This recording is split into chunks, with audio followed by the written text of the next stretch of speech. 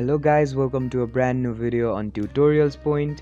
In today's video, I'm going to teach you some easy steps on how you can add your own music on TikTok. Before we start the video, don't forget to like, share and subscribe to the channel for more such useful tutorials.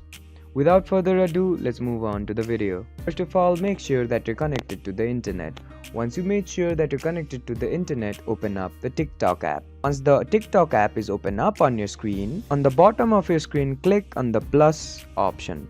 After you click on the plus option, the camera will open up on your screen. Now on your camera, on the top of your screen, you'll see a add sound button. Go ahead and click on it. After you click on the add sound button, you'll be guided to another page.